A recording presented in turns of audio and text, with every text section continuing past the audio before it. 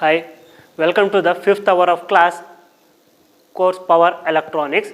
We are in the third module of the 5th session.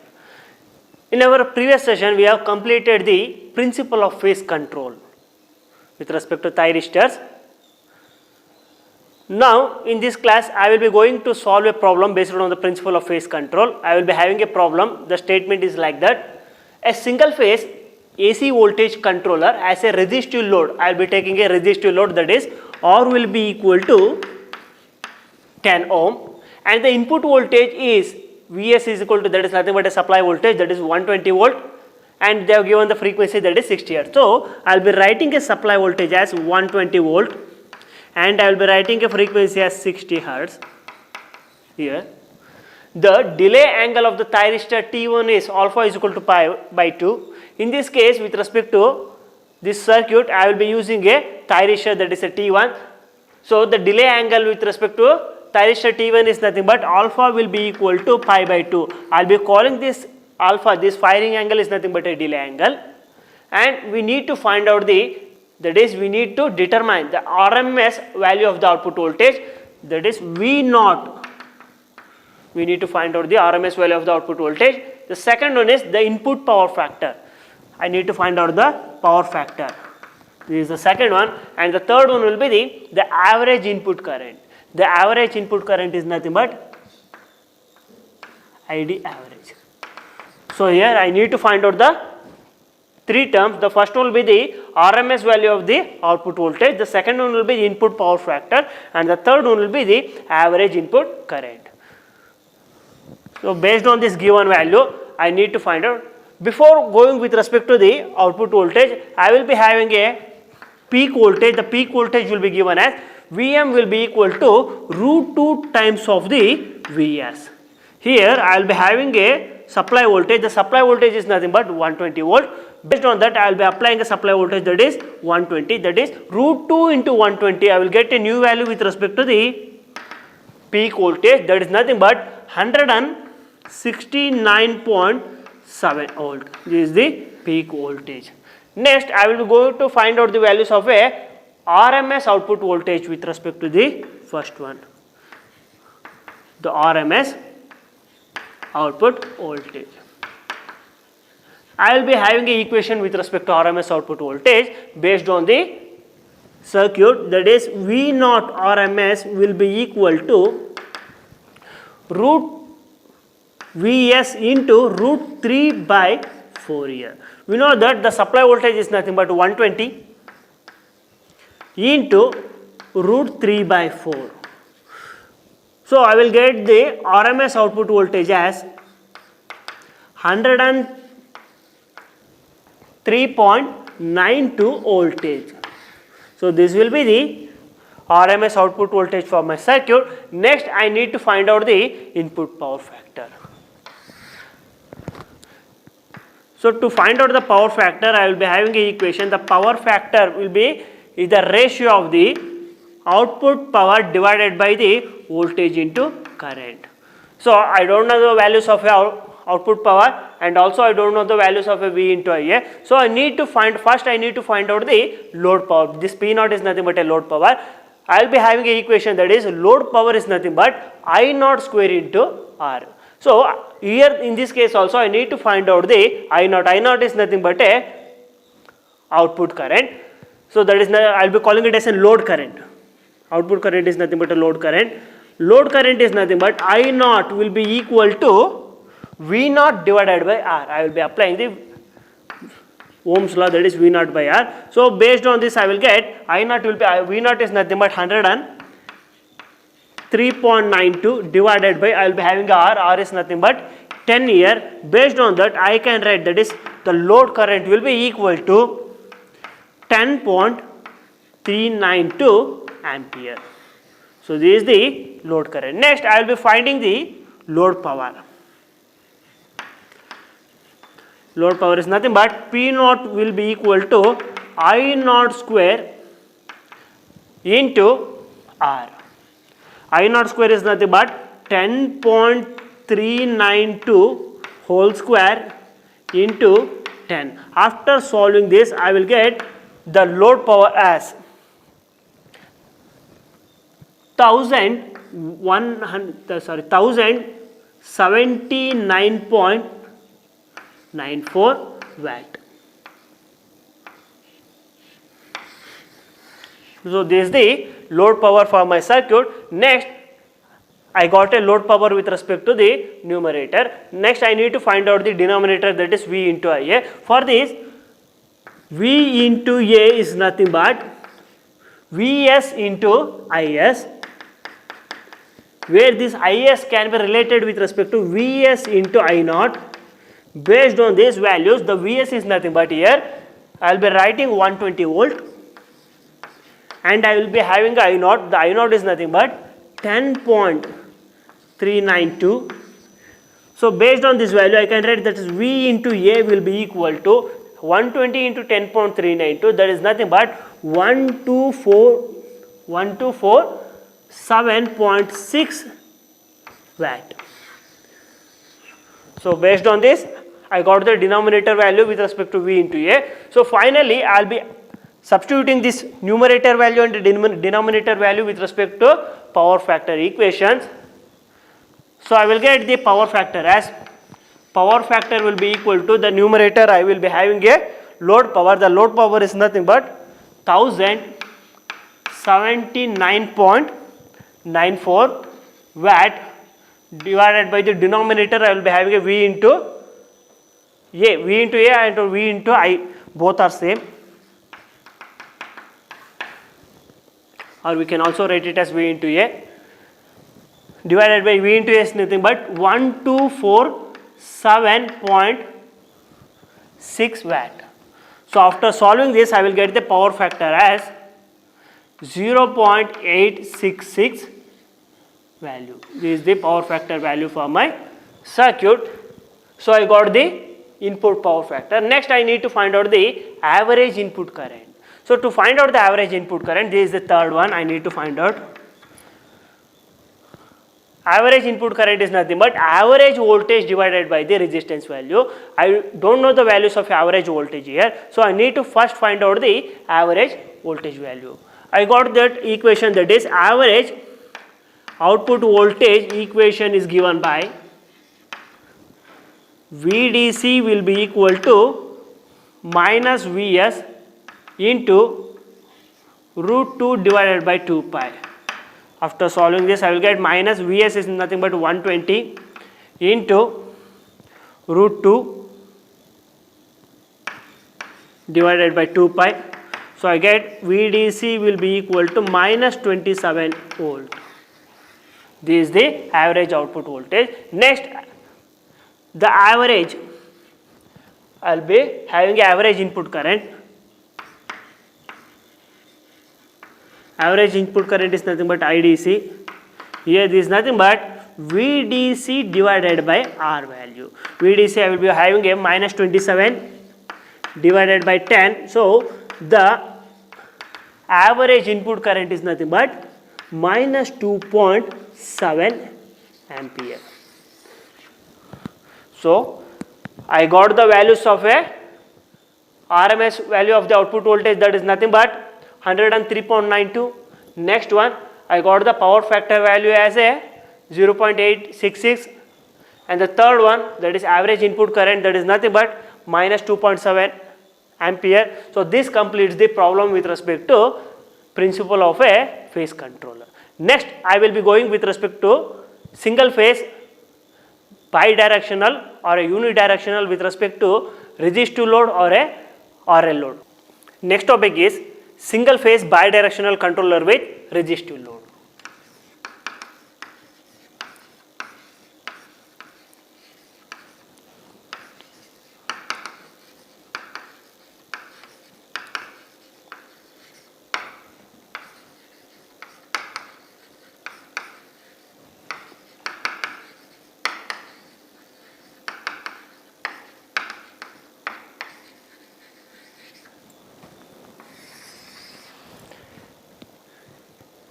In this case, I will be controlling the full wave controller by using a bidirectional or with respect to a single directional. wave to control the bidirectional, I have to use the 2 thyristor in this case. Why we will be going with respect to bidirectional means it will prevent the DC input current to damage your thyristor. So if you consider this case, I will be applying a supply voltage. There is plus to minus. The supply voltage is Vs, where across this I will be having a current, that is supply current, that is represented with respect to Is. For this control of this particular single phase bidirectional controller, I will be using a 2 thyristors. The first one will be the thyristor T1 and the another one will be the thyristor T2. These are all the 2 thyristors where it will be controller with a resistive load. For this resistive load, I will be connecting a resistance across the load, that is across the output voltage. So this is the R. Whatever the current flowing across the load, I will be called as an output current, that is a load current, and I will be measuring the output voltage across the resistance, that is the output voltage here. So this is the circuit for my single phase bidirectional controller with a resistive load. See, if in this case, if you consider, I will be applying a supply voltage. The supply voltage is nothing but an input.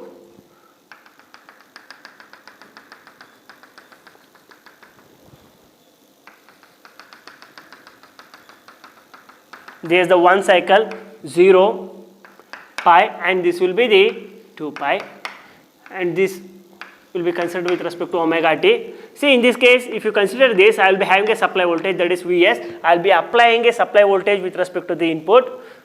So I will be having a sinusoidal wave with respect to this supply voltage.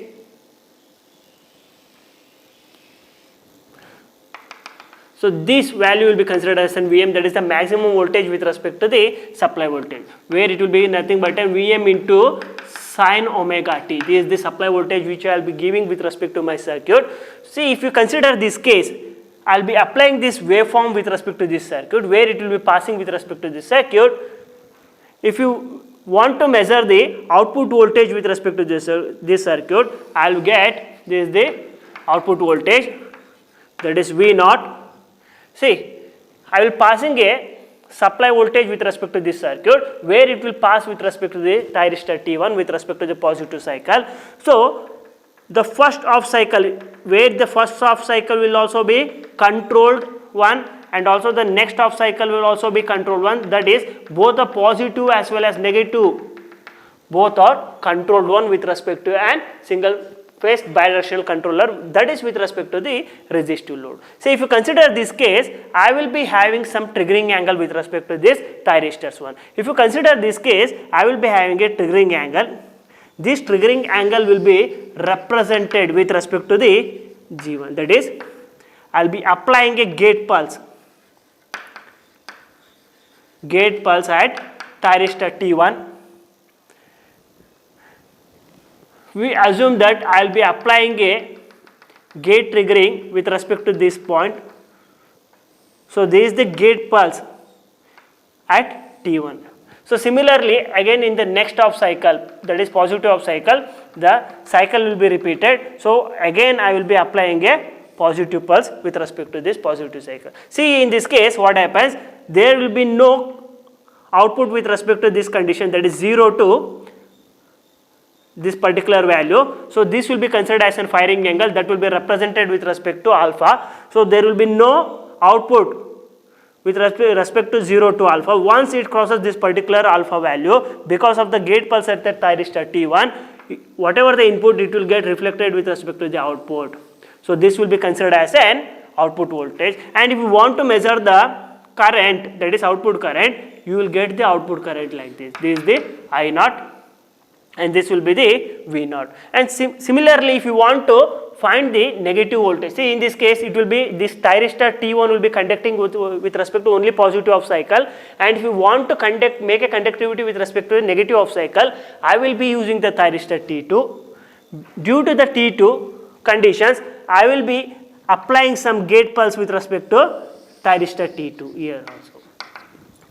I will be represented as G2, this will be the 0 point pi, 2 pi, this will be the pi, and this will be the 2 pi. So in this case, I will mention this as an triggering point with, that is firing angle with respect to the thyristor T2. So I will be applying a gate pulse at this point at thyristor T2. Due to this particular point, you will get your thyristors will get turned on with respect to this particular point, and the waveform will be retained. So this will be considered as an I naught, and this will be the V naught with respect to T2 at the negative half cycle of your thyristor. So based on this particular waveform, I can specify that is your circuit will be conducting with respect to both the direction, that is positive as well as your negative. So I will be calling it as an bidirectional controller with respect to an resistive load here. And again in the next cycle, the cycle will be repeated like this. Again it will be conducting with respect to the cycle, and the cycle will be repeated for the n number of the input cycle. And finally, if you want to find out the output voltage with respect to the RMS output voltage, we will be having a Vs is nothing but Vs into sin omega t in this case. And in this case, if you want to find out the RMS output voltage for your circuit, that is V naught will be equal to, I will be considering the one cycle 0 to 2 pi. So it will be 2 divided by 2 pi integral of, I will be integrating with respect to alpha to pi,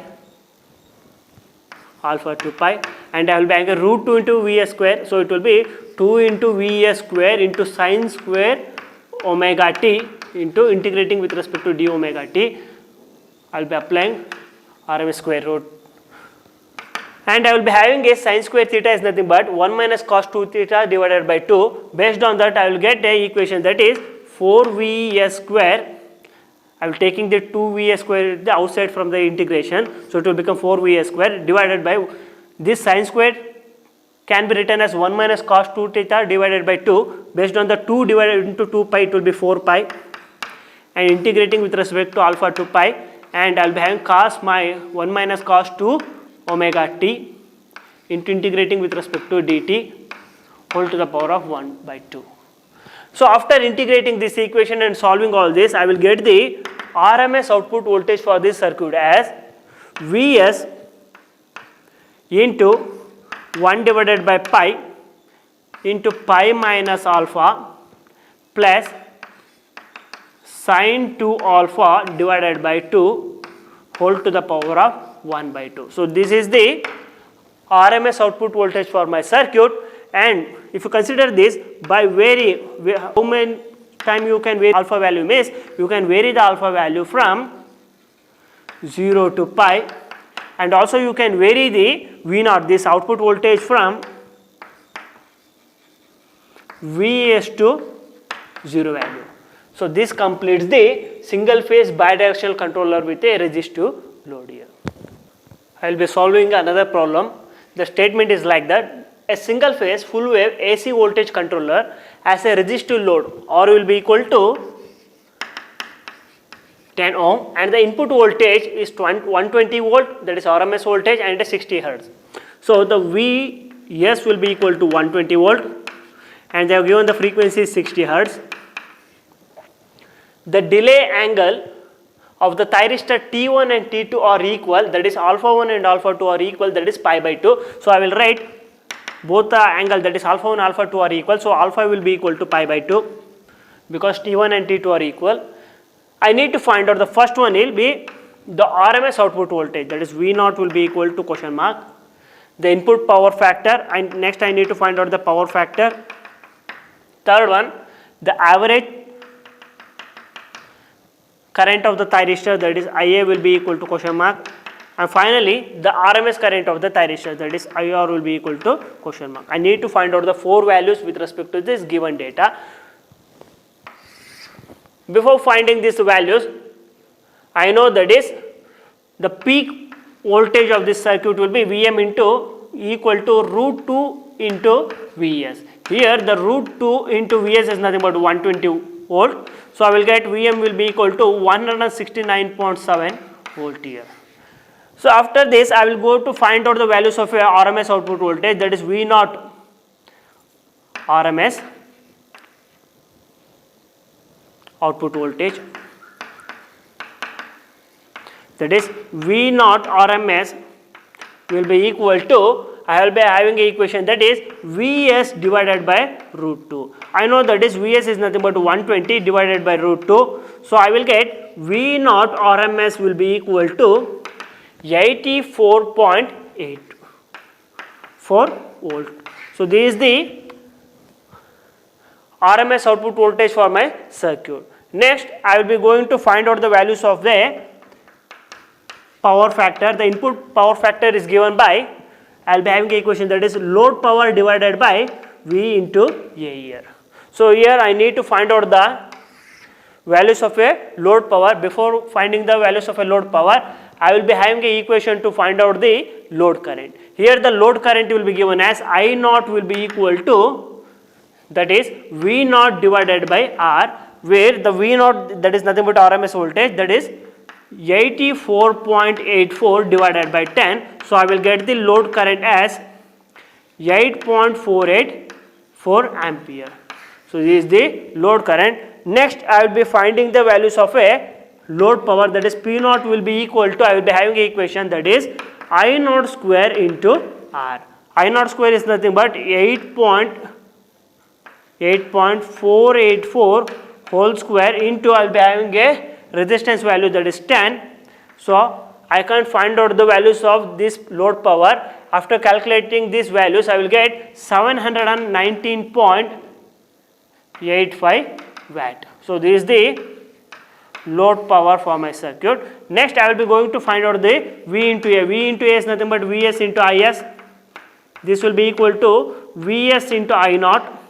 So Vs is nothing but 120, I naught is nothing but 8.484. So I will get V into A is nothing but, after solving this I will get 1018.2 watt. So this is the new value. So after this I can find out the power factor, that is PF is nothing but, P naught is nothing but here 719.85 divided by VA is nothing but 1018.2 watt. So it will give 0.707. So this completes the finding the input power factor for my problem. Next I will be going to find out the average current of the thyristor. This is the third one. The average current of the thyristors, that is IA, will be given as 1 divided by 2 pi R, where it will be varying from alpha to pi. I will be having an input that is root 2 into Vs into sine omega t. I will be integrating with respect to d omega t. After solving this I will taking the root 2 into Vs outside from the integration. So root 2 into Vs divided by 2 pi R. After integrating this I will get cos alpha plus 1. I will substitute the values. Root 2 Vs is nothing but 120, root 2 into 120 divided by 2 pi into R is nothing but 10, and I will be having a cos alpha is nothing but pi by 2 plus 1. Cos 90 is nothing but 0, 0 plus 1, it will be 1. So I will be neglecting these values. Root 2 into 120 divided by 2 pi into 10. So I will get IA will be equal to 2.7 ampere. So I got the average current of the thyristor. The fourth one and the last one, I need to find out the RMS current of the thyristors. The RMS current of the thyristors, I will be having an equation that is Vs divided by root 2 into R of 1 divided by pi into pi minus alpha plus sine 2 alpha divided by 2 whole to the power of 1 by 2. Substituting the values with respect to this equation, that Vs is equal to 120 divided by root 2 into 10, 1 divided by pi minus pi by 2, alpha is nothing but pi by 2, sine 2 pi, alpha is nothing but pi by 2, so it will pi will cancel, sine pi divided by 2 whole to the power of 1 by 2. So after solving all these conditions, I will get the RMS current. The RMS current for my thyristors will be 6 ampere. So this completes the problem with respect to the single phase full wave controller. Thank you.